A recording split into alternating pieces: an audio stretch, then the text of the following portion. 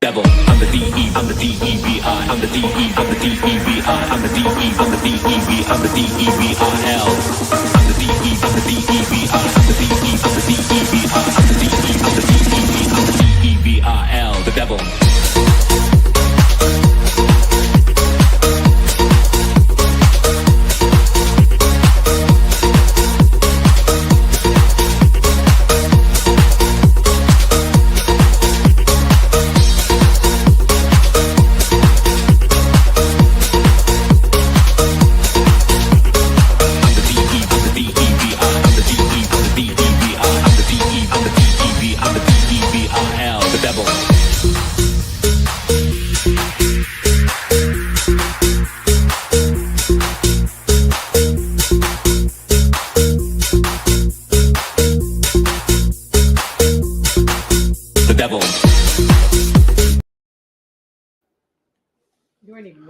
Hey, what's going on, everybody? And welcome back to the Final Word with MattyB here on the It's a Wrap Sports Network. With your boy MattyB on the call on this Sunday, February the 2nd, 2025. Our first show of our new broadcast week, and it's Super Bowl week officially, right? Eagles touchdown in New Orleans today. We've gotten through the provincial week in between the Super Bowl. Now it's down to business. Well, actually, it's not. Now it's down to the puff and the circumstance, or the fluff. And all the other crap, you know what I mean. So we're going to talk some Eagles, obviously. It's been a while since we've spoken, and boy, do I have a story to tell you, because it's been as the title of the show is dictating. It's been a long 4 days for your boy. I've been to the depths of hell over the last 4 days, to the brink of the netherworld the last 4 days and back. And it's definitely an interesting story. We'll get into that. But we got hockey to talk about. The Flyers are finally, I guess, fulfilling the promise of the rebuild. Interesting trade they made the other day, sending Joel Farabee and Morgan Frost on to Calgary. Get into that trade. We got some hot stove updates as we're getting to that point. Some more ex-Phillies have found homes. Phillies still haven't done anything other than what we've already seen. Yeah, and we got a bunch of stuff that we never got to the last show. The segment, or the other night segment, the card review, finishing our all-time Phillies roster, a whole bunch of stuff that we just never got to after the last show, because what the hell were we into on Wednesday night? I think it was all Eagles, right?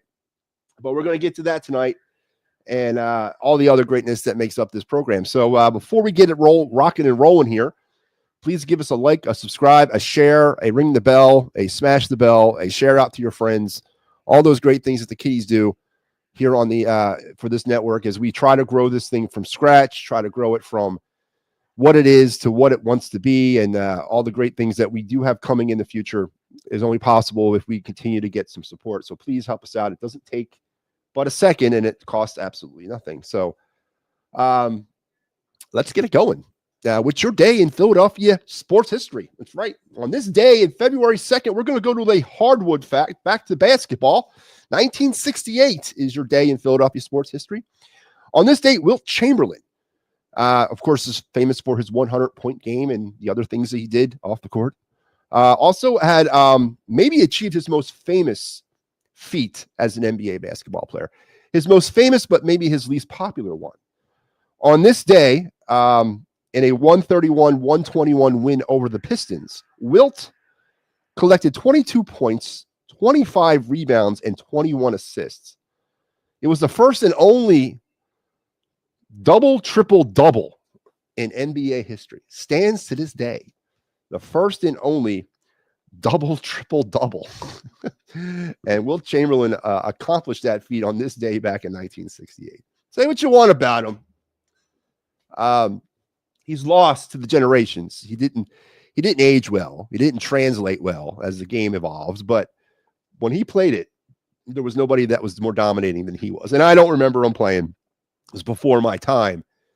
But triple-double on this day back in 68. So Happy double, triple, double day for Wilt Chamberlain, the first and only time it ever happened in NBA history. And there you go. There's their day in Philadelphia sports history. Brought to you by the fine folks at It's a Wrap. All right, let's get to it.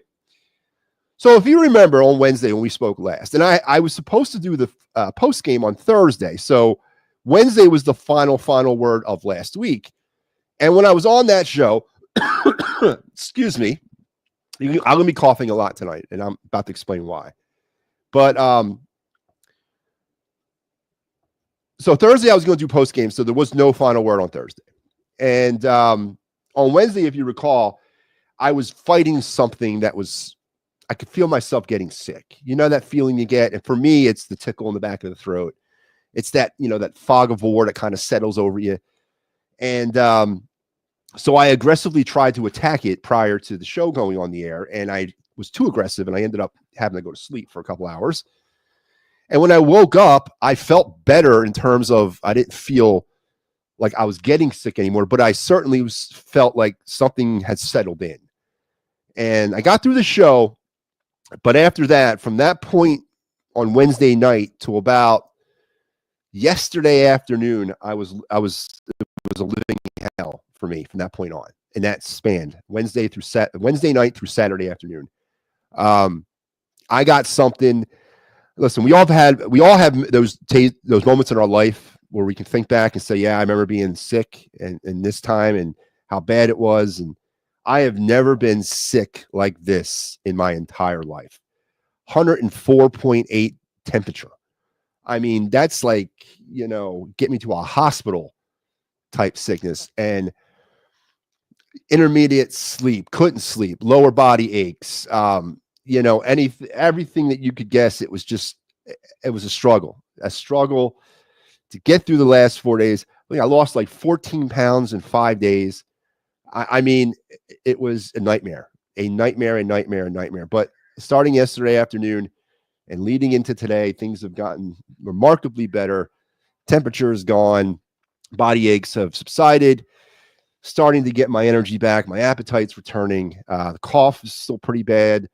But for the ill effects of whatever I got, and I don't know if it wasn't COVID, I tested for that, but influenza A, B, I don't know what the hell it was, but boy, I do not wish it on my worst enemy, because this thing was never ending. It was just debilitating. I couldn't get out of bed. I couldn't get out of bed, but I couldn't sleep because I was in so much discomfort. And when I did sleep, it was crazy fever dreams where Howie Rosen was my spirit leader and all this nonsense. It was just weird. It was weird. And, thankfully it broke and I've been recovering for the last couple of days, but you have no idea how remarkably better I feel today than I did 24 hours ago. So just thought I'd share that. And I know a lot of my friends, I've spoken to them over the last few days. They are going through the same. They're talking about this bug as well. So if you got it or if you get it, trust me, you'll know. It's relentless. But there you go. I just thought I'd share my personal drama and pain with you all. If I sound stuffed up and congested, I still have the respiratory thing. But other than that, I'm feeling a lot better. And my energy is starting to return. So there's my MattyB pity party moment. So I just want to make sure that you guys understood that. And I was completely off the net. I just, Sal had to fill in for me on Thursday night.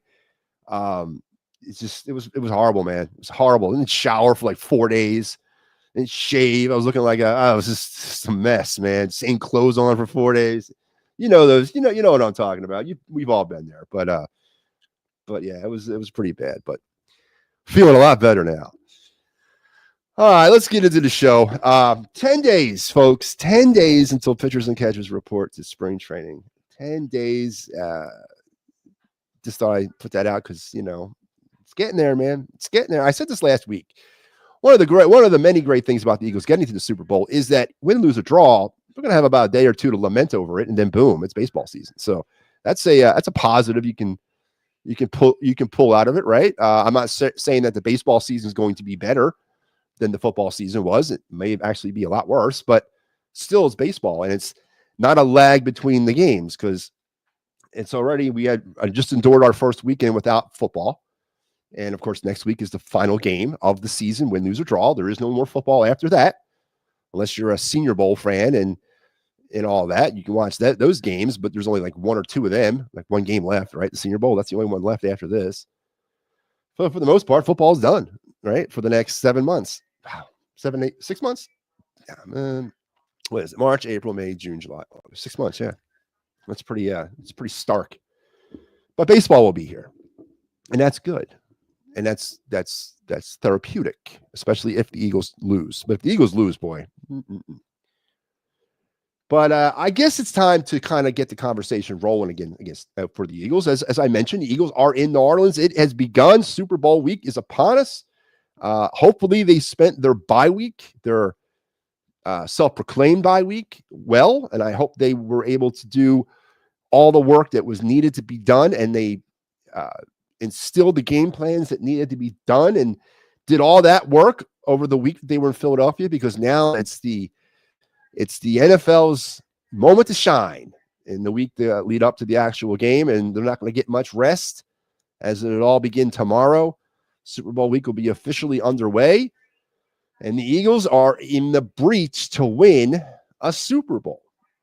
And in one of the more stunning turn of events, if they do win, there's probably, unless you're a homer, and I know most of you are, and that's okay, not many people had them getting to the Super Bowl this year. And even some of the diehard homers that I knew were not getting into the Super Bowl conversation because of what happened last year. Matter of fact, Kyle Quinn, who is probably one of the biggest homers on the planet, was very modest about what he thought the Eagles were going to do in 2024. He had them getting to the championship game, but not reaching the Super Bowl. So have the Eagles finding themselves at this point in time, coming off of what they came off of, is an accomplishment, and it needs to be identified, but it doesn't need to be reveled in at this particular moment in time, because they haven't won anything. And that's all the talk. And I knew it was going to happen. I knew it, because it's not my first day in Philadelphia. It's not. And I know how Philadelphia Eagle fans are, and I know how they react. But instead of really concentrating and talking about the Commanders game, we skipped right over that. Basically skipped right over the Super Bowl and went right to the victory of the Super Bowl. And started proclaiming this guy the best ever, that guy the best ever, this guy of the year, that guy of the year. Howie Roseman is GM for life and all this other craziness.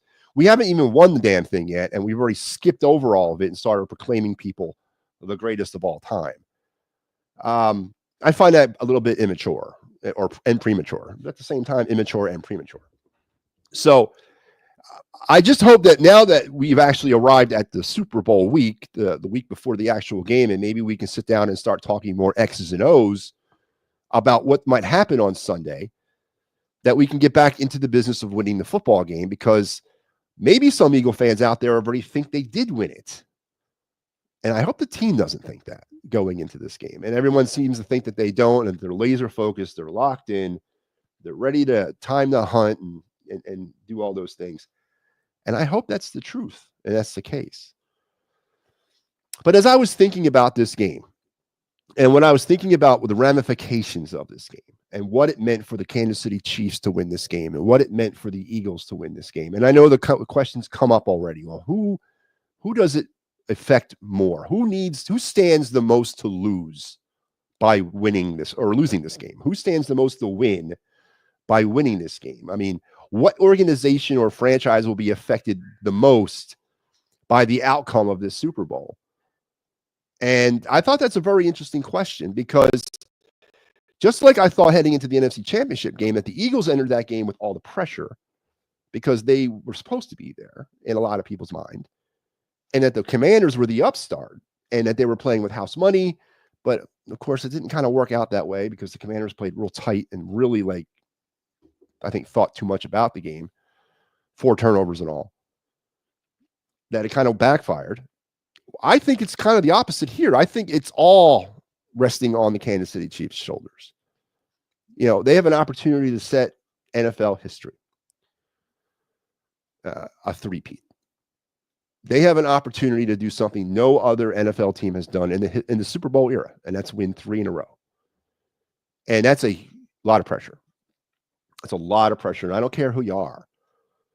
The Eagles, in my estimate, don't belong here, or didn't belong here at the beginning of the season. So they're playing with house money. Now, of course, when you ask me about how do I judge successful seasons, I always say it's through championships and championships alone. I still feel that way. But as far as who has the most to lose by losing this game and who has the most to win by winning this game, it's got to be all on the Chiefs, because they have the opportunity of setting NFL history, three-peating, cementing the dynasty, cementing Andy Reid's legacy, cementing Pat Mahomes as the greatest quarterback of all time. Whereas the Eagles, if they win, it's just a capping off of a great story, of a great season, an all, Saquon Barkley-driven type season. So I think that's going to be interesting heading into this game. And I'm interested to see how the teams play and if that affects the way this game is played by either the Chiefs or the Eagles. I've also heard very, very basic talk about position by position comparisons of who's better and who's not, who's better, who's not.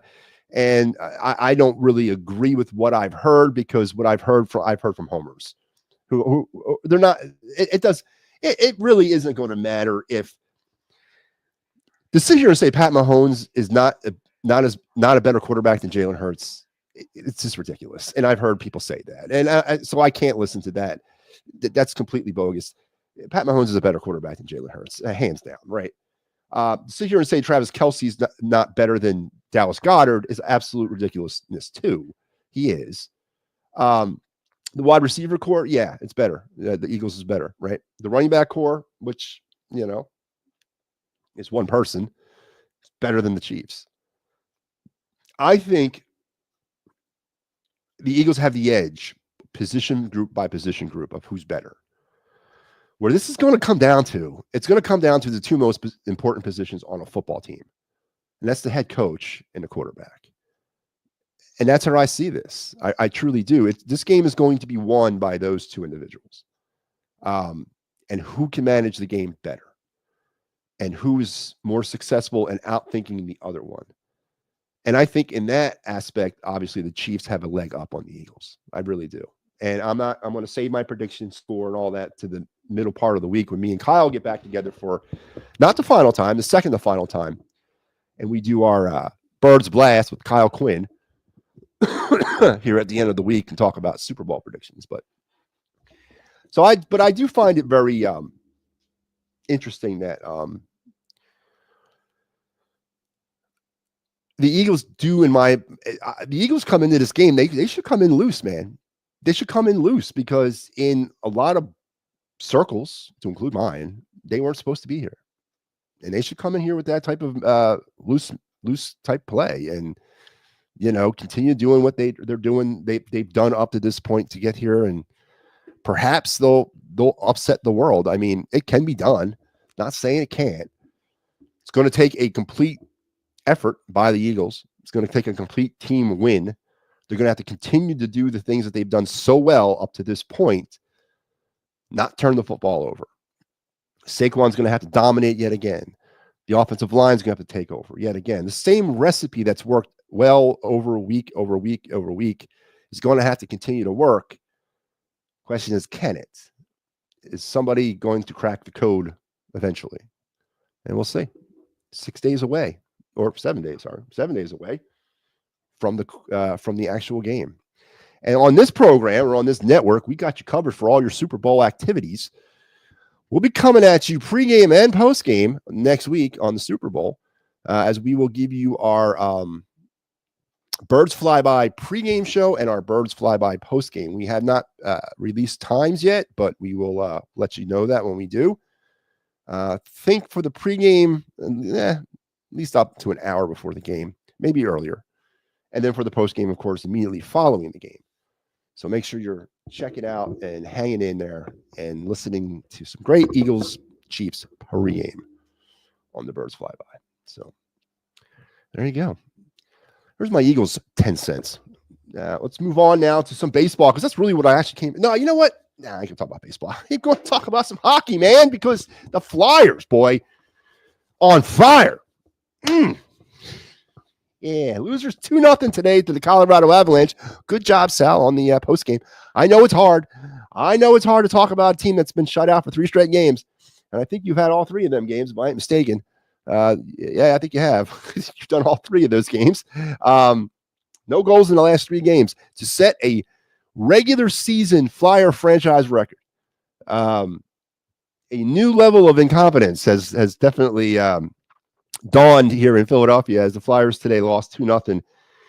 Did not have their 2 new players with them as they are dealing with visa problems, allegedly, as they're trying to get to the United States. And, of course, with the news between Canada and America today, I don't know if that's all involved in it. But, yeah. So the 2 new Flyers, was it Andre? Where is it? Andre Kuzmenko and Jacob Peltier, not with the Flyers yet. Danny B is expecting them to be there in Utah on Tuesday, and that game I will have, so that'll be fun. Of course, they were acquired along with a 2025 second-round pick and a 2028 seventh-round pick. I don't know where do you come in and how that factors in. I mean, who's like, you know what? This deal is not done until I get your 7th-round pick in 2028. That is the deal breaker. And, of course, Morgan Frost and Joel Farabee on their way to Calgary, who debuted last night in Calgary against the Red Wings. Farabee had a couple decent scoring opportunities in that game. But just like Farabee has been all season, about a half step too late. And was unable to finish on his scoring opportunities. So I do want to give you my response to the trade and my 2 cents of the trade, because I remember when I had Anthony Gargano on this show not too long ago, and I said, Anthony, don't you think it's time? Don't you think we've seen enough? Or more importantly, don't you think the Flyers have seen enough of X, Y, and Z on this team? Isn't it time for them to start kind of making some moves? It doesn't seem like the maturation process is progressing. It's kind of stuck. And I got a rash of crap saying I need to be patient and that this is not how it works. The rebuild is methodical. It's slow. Yeah, I get that. But, yeah, you're not going to get, you're not going to get blood out of a stone. It's just not going to happen. And no matter how slow it's taking, Morgan Frost and Joel Farabee were not getting better. So wasn't it time to start looking at trades? And I was laughed off as some sort of buffoon. But of course, what happens? They end up trading Morgan Frost and Joel Farabee, 2 players who I definitely thought were working their way out of town. Now, as far as the trade, let's analyze it. Joel Farabee carries a $5 million AAV. Obviously, for a player that has produced the way he has throughout the course of that contract, which lasts 2 more years, by the way, next season and the season after that, it just didn't make any financial sense for the Flyers to keep him. He's being paid way too much money and producing way too less. That's just the bottom line. It was a bad contract. I've said it from the very beginning. It was one of the Chuck Fletcher bad deals. And I commend Danny B for moving off of it. I really do. And to get a trade partner, not only to take Farabee, but most importantly, take that money. All of it is so crucial here. To me, that's an extra asset to the trade. Because what's one of the areas of this team that also needs repairing? That's our cap relief, our cap control. And right now, the Flyers were able to get a little cap relief with the trade that might actually help them out this summer and being more aggressive in free agency. So how can you look at this as a bad deal? I look at it as a very good deal in the aspect of moving off of Farabee. What does Farabee mature into? What's his career path? Listen, he's not going to get a contract. The deal Chuck Fletcher gave him is the best deal he's ever going to get. He's going to play out his contract with Calgary, probably get dealt, trade deadline of his final year, and just begin to bounce around the NHL after that. It's unfortunate. I think, as I mentioned last night, He just seems to always be about a half a second behind on his decision making, his passing, his shooting. Everything just seems to be a tick off. Maybe he works on that. I don't know. But I am extremely happy about the return on Joel Farabee. I got rid of the contract. It's all I'm looking to do here. As far as Kuzmenko, he brings a $5 million AAV hit as well, but he's a UFA at the end of the season, so the Flyers can let him walk away. It's again a no-brainer. And this is a guy who 2 years ago, 75 points. This is a guy that got off to a slow start last year, but then rebounded really well and like a 45-point season. Now he's off to another slow start, and this could be what he is. But now the Flyers have an opportunity to look at him for the next couple months and see, okay, is he worth it? If not, they move off of him. Again, you got to factor it all in, and I factored that contract, man. That's the big thing here. So I'm okay with the Farabee return. As far as Morgan Frost and Peltier, whatever, he's a young player. He's an RFA at the end of the season. Frost was an RFA at the end of the season, but Frost is a little older than him. I think this was Frost's big RFA year. This would have been the last year of his RFA, so he was going to get paid a little bit more than your typical RFA. Peltier will not. He's like this is his first year of RFA coming up. If anything, this kid's going to spend some time. Obviously, he's with the Flyers now because we don't have any other assets. But more than likely, he's going to settle in with the Phantoms and begin to kind of mature himself down there in Lehigh Valley. It's an asset. That's all this is. It's an asset move. None of these moves are going to win a Stanley Cup for the Flyers. None of them. The second round draft pick in 2025, huge. That now gives us a potential of 7 picks in the first and second round of this coming draft. 7 picks in the first and second round. Now, do the Flyers use all 7 of those picks? Maybe. Do they trade some of them at the trade deadline and maybe make a splash for a player? Yeah, maybe. Do they trade some of them on trade night or draft night and add some players then? Yeah, maybe. So it's setting the Flyers up. The 7th round pick in 2028, I don't know why that's there. Whatever. As far as Morgan Frost is concerned, he needed to go. That's just pure and simple. There's a lot of vitriol hate for John Tortorella right now today. I've heard from some Flyers fans that they're blaming Tortorella for this.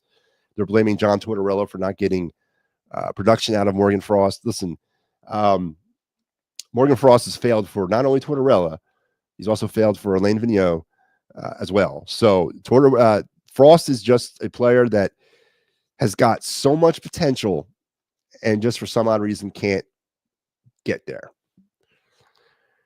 We went as far as we could with Morgan Frost. It was time. It really was. There was nothing more coming from Morgan Frost. He was what he was. An inconsistent 15-goal scorer a season. That's not what the Flyers need. And especially with his payday coming up, it was a wise move to move off of him. Absolutely. So this is definitely a move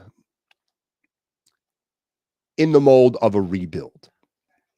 And unfortunately for a lot of Flyers fans, they got to accept that. And that's some Flyer fans are having a hard time with that. And they're again, a lot of visceral hate for John Tortorella today. And I don't get that because John Tortorella didn't sign Morgan Frost. He didn't sign these guys. These guys weren't performing long before Tortorella showed up. So the big trade. And then now the question is, are the Flyers punting on the season? That's an obvious answer. And for 2 reasons. One, you traded a center, which we don't have that many to begin with, and you didn't get a center back. You got 2 wingers. So obviously you're punting on the season. You're a position like center, which this team's kryptonite, and we don't have. You didn't acquire one. So yeah, there's no, and him saying today or yesterday or Friday, whenever he spoke to the media that we still have hope for the season, that's coach speak. It's GM speak. Yeah, there's no hope. He knows that. The season's over. It's over. I'm not saying they're going to tank, but I do expect more moves to come. Ristolainen is now highly been mentioned in a lot of reports that something is imminent with him. Again, if somebody can take the contract, all of it, it's a plus. So this is what a rebuild is, and this is what this thing's always been.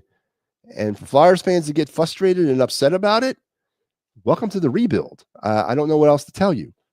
It is what it is. And the fact that they've gotten shut out, this team wasn't scoring many goals to begin with, and they let go of one of their 14 goals and 11 goal guys and acquired 2 4-goal scorers. Obviously, there's no offense for offense here. There was no upgrade looked at in terms of skill on the ice. It was an upgrade with salary cap. It was an upgrade with the draft asset. It was an upgrade with all future assets in mind. Had nothing to do with today. So big news from the Flyers, man, as they're finally making decisions on players' futures with this organization. Farabee and Frost are out. Risto could be next. I'm hearing Cam York is also being dangled around. I'm also hearing Tyson Forrester's name popping up on certain topics in certain circles. So it's on. And that's good. It's good. It does my heart good. Because the one thing you don't want to see from a rebuild is stagnation. We gotta get this thing kicked in the ass a little bit. Now, as far as the results on the ice, I'm sorry, it's just not going to happen. As the Flyers are going to probably literally go completely backwards from this, as of course evident now with 3 straight games of being shut out, as they lost today 2-0 to Colorado. And got a pretty damn good goaltending performance from Sam Ersson. They did, but now the Flyers did make some minor league news. Kovaslav was returned back to the Flyers, as they're going to go with 3 goalies through this trip. Now, of course, with the AHL being on their All-Star break, it's a lot easier for them to do that. And the Flyers also recalled or called up. They didn't recall him, but they called him up. Jacob Gauthier. You guys remember this name, right? This was the kid that we profiled here on this very same program a few weeks back on our Flyers prospect. This was the guy that was taken from as an undrafted free agent, signed a PTO with the Reading Royals, played a year with them, was cut, came back the next year with the Reading Royals, got elevated, was given a contract with the Phantoms, played 2 years in Lehigh Valley, and then was given a contract earlier this season by the Flyers. Well, he was called up today or yesterday, and he made his debut today against Colorado. And of course, there he is. We talked about him. He is a center, 6'3", 185 pounds. So he's going to get an opportunity now, with the fact that we are desperately short at the center position, that we just traded one of them, and we don't have nobody else coming in to shine. And this was one of those this is the non-secular way to make your way through the NHL ranks. It ain't the sexy way. He wasn't a number 1 overall draft pick. He was undrafted and basically scratched and clawed his way up through the ranks of independent leagues and, single A, double A hockey, and all the way up to triple A, then all the way up to elite. So, I mean, this is definitely one of those hard work pays off type stories, as Jacob Gauthier made his debut today for the Flyers in their loss. So the future is on. Igor Zamula was put on IR today. Who else was called up? I think Emil Andre was returned to the Flyers, and I think we're going to see more of this. I think there's going to be more of a sort of a rotating escalator of players showing up to Philly and Lehigh Valley. I think the Flyers are going to start moving people around now, seeing what they have, and who sticks and who doesn't, because we've hit that point. So Flyers are making trades, and that's good. It's a very good thing. All right. So let's continue on tonight with our of the night segment. We kind of got away from that last time.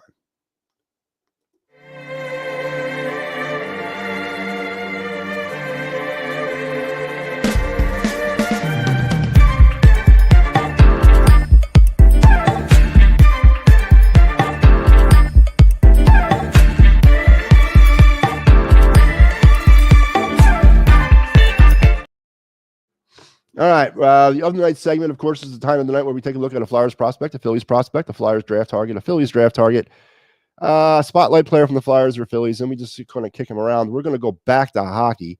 We're going to stay in hockey, I should say. We're going to profile one of your 2025 NHL draft prospect players. Team USA guy, Logan Hensler from the University of Wisconsin. 6'2", 197, right-handed defenseman. He's got balanced posture on his heels and toes, and he's capable of using it to play strong stick on puck gaps and carry and lead in transition.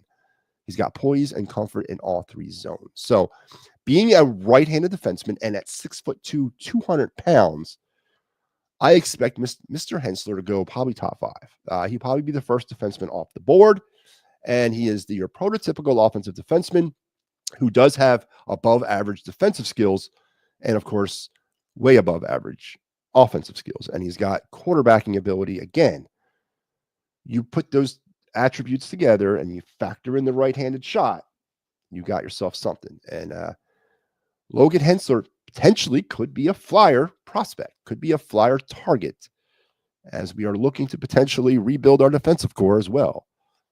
So with our 7 first 2-round draft picks in 2025, does Logan Hensler make it to the Flyers at any point in the draft? But I do expect him to be one of the first defensemen off the board come July.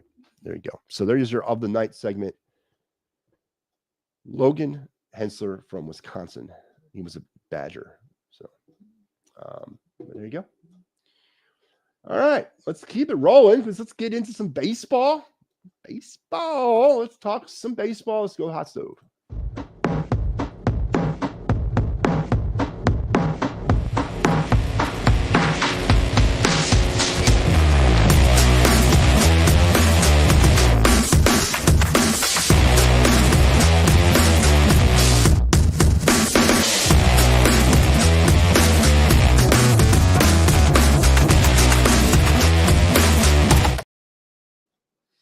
All right.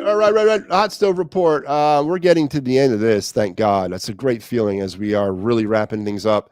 We're going to catch you up from the moves that were completed on January 30th. There were some additional moves made that I think were not available when we talked last. We didn't talk on the 30th. Yeah, we'll start with January 30th. Kirby Yates, right-hand pitcher, formerly of the the Texas Rangers, is now a Dodger. So they're continuing to stock up.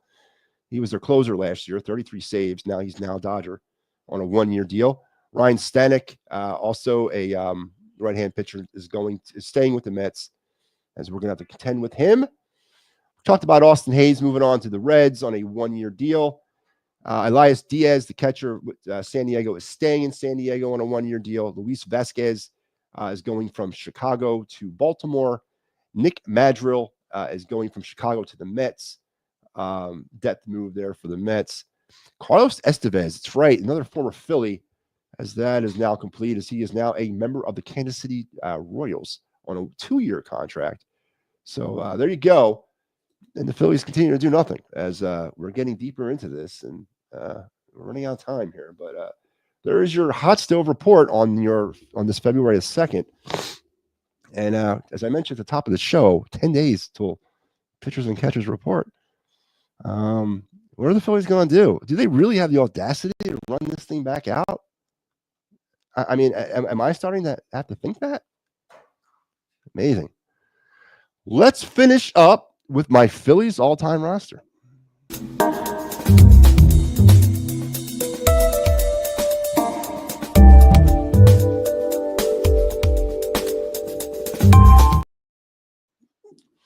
All right, for the last couple of weeks, we've been running down my Phillies all-time lineup, my roster, whatever you want to call it. We highlighted all the positions, first base through all the positions, and then 5 starting pitchers and a closer. Tonight, we're going to reveal my lineup and how I would bat them, as well as our manager, of my all-time manager. So let's remind the folks playing at home, my all-time first basemen, because I could not come down to one, was Pete Rose and Ryan Howard. I just could not make a decision, so I went with both of them. And it actually worked out. Second baseman, of course, no-brainer, Chase Utley. His battery mate, or his double play mate, Jimmy Rollins, no-brainer at shortstop. Rick Shue is my third baseman. Nah, just kidding. Mike Schmidt, of course, my third baseman. There's a shocker, though. Mike Lieberthal. That's right. I'm going with Mike Lieberthal as my all-time catcher. I'm sorry, I just like him. Playing center field is Whitey. I'm going to have him being my center fielder. Now, the other 2 outfield positions are sort of interchangeable because my left fielder is actually a center fielder in Gary Maddox, but On my team, all the outfielders play all the positions. My right fielder is Greg Luzinski. My starting pitchers, working from 5 up to 1. My number 5 was Kurt Schilling. He is my 5th starting pitcher. My number 4 in my rotation would be Zach Wheeler. My 3 is Jim Bunning. My 2 is Robin Roberts and his 272 complete games. Amazing. My number 1, of course, is the greatest left-handed pitcher of all time, Steve Carlton. And my closer is the only closer to ever win Cy Young Award as a Philly, Steve Bedrosian. So there you go. There's catching you up with my all-time roster. Now it's time to reveal the manager. I could have went one of 4 or 5 different ways. Yes, I thought I could have went at least 4 or 5 different ways, but I had to narrow it down because I'm a big fan of winning championships. So there's only 2 of them that I had to kind of choose from here. So Dallas Green or Charlie Manuel. And I had to look at the body of work while they were here, and just over sustainable success and longevity, it was Charlie Manuel. He was definitely in charge of a longer productive period of Phillies history. Now, granted, yielded the same amount of championships as Dallas Green's tenure did, but still, overall, Charlie Manuel just had a more productive era. He was the manager from 05 to 13. 1,416 games, 780 wins, and 636 losses. Only a 5.51 winning percentage. 5-time NL East champ, 2-time NL champ, and of course, a World Series champion in 08. And Charlie Manuel is my all-time Phillies manager. So, and now it's time to reveal my lineup. All right. Now, the lefty-righty thing makes no sense to me, and I don't use it at all. So here we go. This is with Ryan Howard playing first base.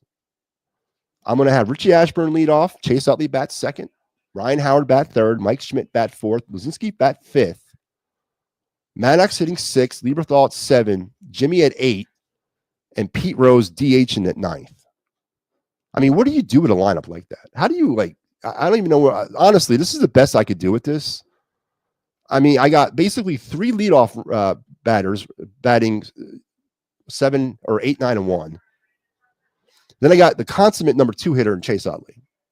Then I got Howard, Schmidt, and Luzinski. I got 4 cleanup guys batting right behind each other. And then I got Maddox and Lieberthal batting 6 and 7. So is that my hole in my lineup really is like that cleanup power there at 6 and 7? I mean, Maddox was he wasn't a power hitter, but he was a contact hitter. He could drive in runs. I think it's a pretty damn stacked lineup, honestly. Now, here's my lineup when Pete Rose is playing first base.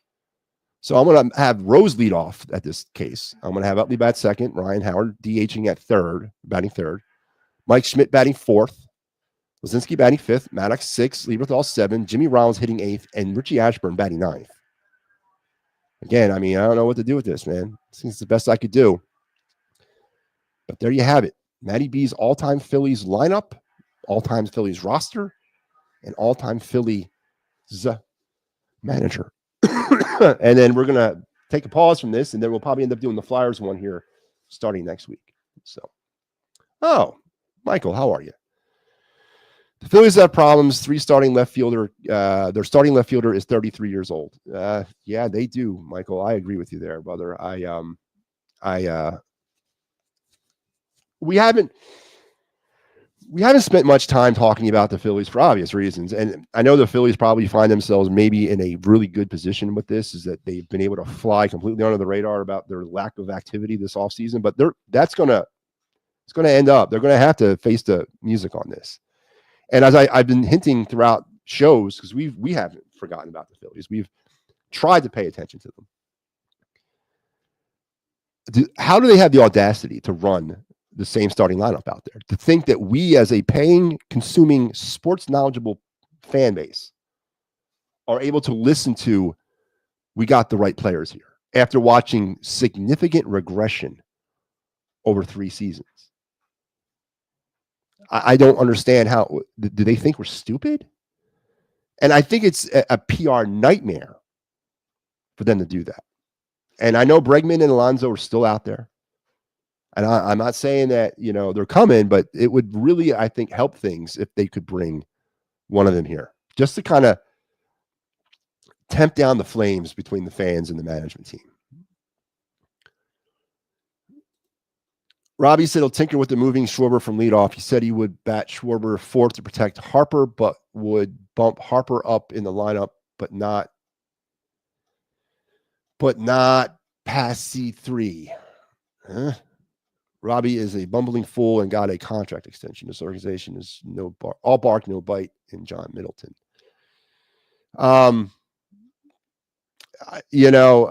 Yeah, Michael, listen, there was a lot of bad feelings coming out of last season and a lot of arrogance by the Phillies too at their end of season press conference. A lot of arrogance about a team that basically fell apart in the second half. A team that had that type of season should not have come out as arrogant as they did this offseason. And Rob Thompson should have been fired. He really should have been. But this is starting out to be, this could be bad. This could be really bad. Just remember the Braves last season were like 3 or 4 all-stars for the season. Yeah. Yeah. I listen, everyone's gotten significantly better. The Mets are off the charts better. And the Mets were better than the Phillies at the end of last season.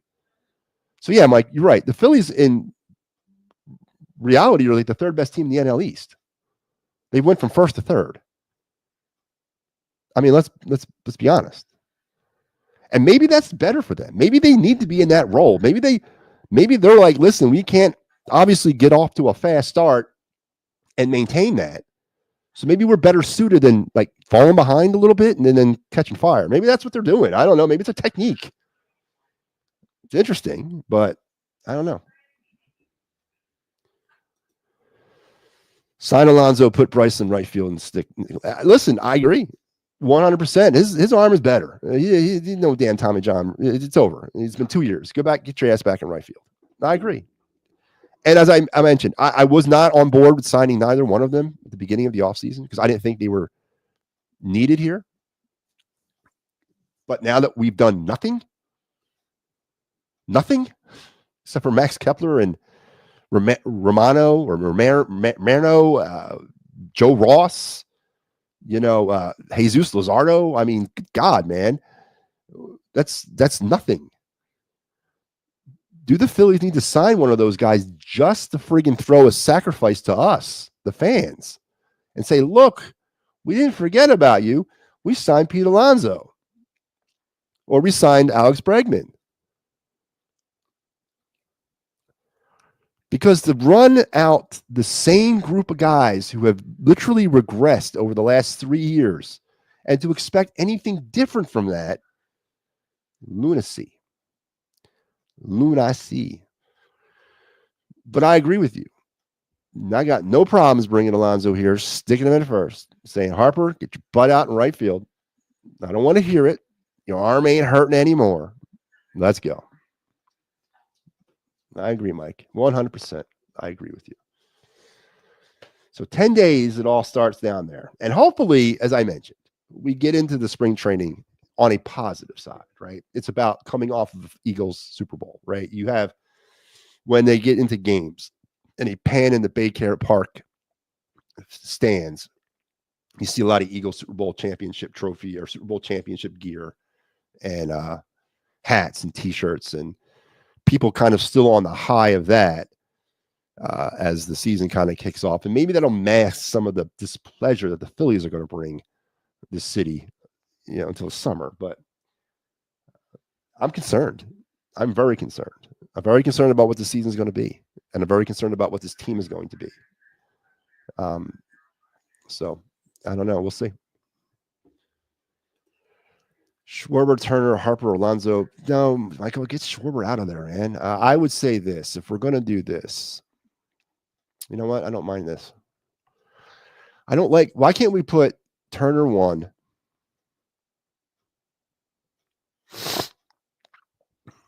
Why don't we flip-flop Turner, Harper, and Schwarber?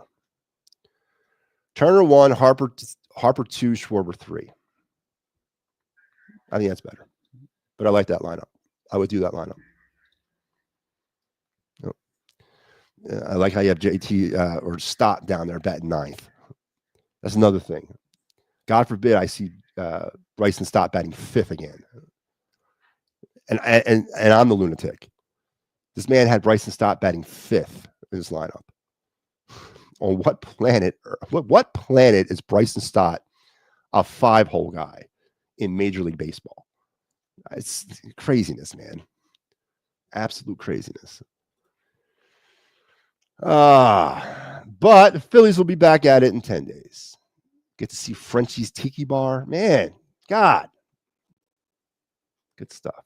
All right. So we did the, what do I got left to do? Oh, yeah, let's do our card review. Favorite part of the night. Looks a little something like this. Looks a little bit like I can't miss. Hey, this is what you call a bad. What? This is what you call a bad. What? Looks a little something like this. Looks a little bit like I can't miss. Hey, this is what you call a bad. What? This is what you call a bad.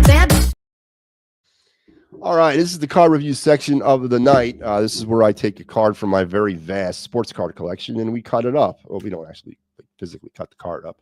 I talk about its nostalgic value, its financial value, its intrinsic value, or its fun value, because sports card collecting and trading has been a lifelong hobby of mine, and it's a fun way to spend a day.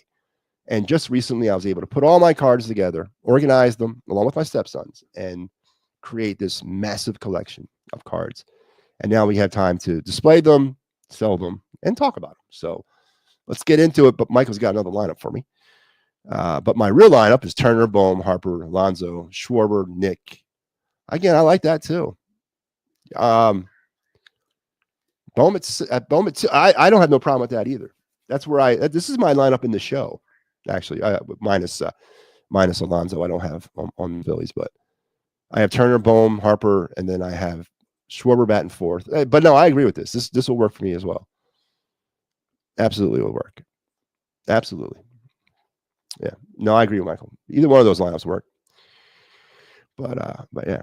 But anyway, let's go back to our card collecting thing. There was a really good lineups.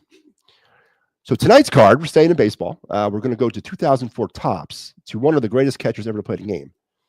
And unfortunately, he wasn't a Philly. So it is the Yadier Molina rookie card from 04. This is if you were lucky enough to have this card, you're sitting on some value here. This card in the cheapest raw form that I could find it in the database goes retail right now on average at about $500. If you PSA 10 it, you get it graded and it grades out to a PSA 10 mint, you're looking at maybe $1,200. And this is, of course, before he is Hall of Fame eligible. And it's only going to grow in value as he gets older, and then he eventually gets into Cooperstown as well. This is definitely a card that is a game changer for any collection. And I happen to have one, and I'm very, very happy with it. Molina, of course, what can I say about him? 10-time All-Star, a 2-time World Series champion, a 9-time Gold Glove winner, Silver Slug winner, and a Roberto Clemente Award winner. He will be a Baseball Hall of Famer. Is he the greatest catcher ever to play the game? Yeah, I put him up there with Rodriguez. I really do. I really do. And he played his entire career with the St. Louis Cardinals. And that, to me, is also a huge part of why I think he's one of the best players of all time, is because he spent his entire career with the team that drafted him. So Yadier Molina is my card of the night, his rookie card from 04 from Topps. So it's a cool classic card. I like the 04 design. And there you have it. And here it is, right here. I have all my cards are raw. None of them have been graded. And let me see if I can get a better view of that. This is pretty clean. Edges are sharp. Centering is perfect. I'm not going to sit here and tell you I am a grading expert. I'm not, but I would be brokenhearted if this was not a 9.5 or above. So I feel confident. And I have this card listed currently somewhere for about $500. So we'll see. We'll see if I get a payday on my Yadier Molina rookie card from 04.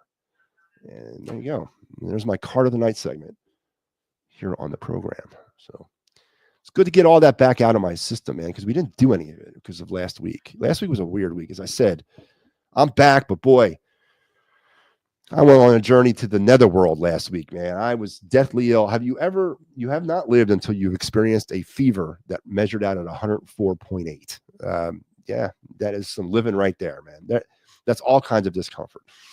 It really was, but I'm feeling a lot better now. It was a rough 4 days, but I'm on the road to recovery, and each day I'm getting stronger. But I'm glad to be back. Glad to get the first show out of the week out of the way. I will be back again. I leave tomorrow. Yeah, I'm coming back tomorrow. I'll be back again tomorrow. But if the Phillies sign Bregman, you don't. Oh, geez.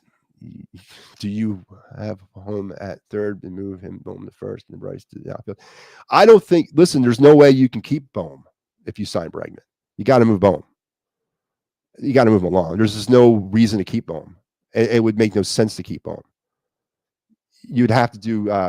You'd have to make a move because the Phillies don't have enough pitching yet either, Mike. I honestly think, and you mentioned the Bregman thing. There was a report not too long ago that had the Phillies really in on Bregman, and that they were just waiting to move Bohm before getting the contract for Bregman done. I haven't heard anything more about that, but there's just no way you could keep Bohm on the team. You have to move Bohm in order to bring Bregman in. I think you would also have to move him to open up the cap in order to sign him. So honestly, the fact that they haven't moved Bohm tells me a lot about what they're planning on doing with Bregman, in my opinion, because I just don't think there's a spot on the team for Bohm, and it would be foolish to keep him there. Or you could do what you said. You can move Bohm to first and then stick Harper back out and right, but I don't see that. Bohm has a lot. Can Bohm recover from what happened last year? I know a lot of people have forgotten that, but Alex Bohm fell off a cliff, and he showed his character last year. And all this stuff that we talked about him being this, he owned up to the F and hate this place, right? But last year he showed his true colors. You just can't take it here. It's a tough place to play, man. I agree. It's a tough place to be. You got to move on from Bohm. Bohm doesn't have a future on this team. And he's getting to the point, he's got 2 more years of, he's got 25 and 20, or he's got 26 and 27 of arbitration left, or he's got 1 more year next year. His last year of arbitration is 26. So, he's gone after that anyway. I don't think the Phillies re-sign him. Yeah, so I don't know. I say you move Bohm. I really do. But we'll see. And hopefully in 10 days, it all starts to make more sense because they cannot feasibly send out the roster that they're thinking about sending out right now. There's just no way. And if they do, what is that a total lack of disrespect for their fan base? Because to me, there's no way you can justify that roster. There's no way you can justify bringing out that group of players after what happened at the end of the season. And when I mean at the end of the season, I mean what happened from London on, June. There's no way you can justify that. But we'll see. We'll see. I will be back tomorrow. I do have post-game duties, but not until Tuesday night, as I will have you for the Utah Hockey Club. But I'll be back tomorrow and then on Thursday. And so we'll have a semi-regular week this week as we welcome back Mike Laro. To the It's a Wrap Sports Network. Coming from EOP, Mike, of course, my former colleague over there is now joining the network this week. He'll be doing post-game duties with the Flyers and then post-game duties with the Phillies and 1 or 2 more surprises we got coming up. So happy to have Mike joining the team. So cannot wait to get that all kicked off. Thank you, Michael. Appreciate it, man. And I hope you have a good night. I really do. And I hope everybody out there has a good night. And I hope everyone's keeping safe and warm and all those great things as we're trudging through winter. And we got the Super Bowl week, man. It's here. Eagles, Chiefs, the finale. It's going to be a fun week. It's going to be a fun week. And obviously football will dominate the landscape, but not here because we'll keep you abreast of all of it We're not going to forget the other sports teams that house here. But we are, of course, centered around football. And on Super Sunday, it'll all be Eagles coverage here on the network throughout the day, both on pregame and postgame coverage on the Birds Flyby. Sal G, myself, a few other surprises will be coming down the line as we get you ready for the big game. And, all the other great program we have. We got the Wraparound with Sal G tomorrow night as well. We got the Birds Blast with Kyle Quinn. Wrap around there. Wrap around.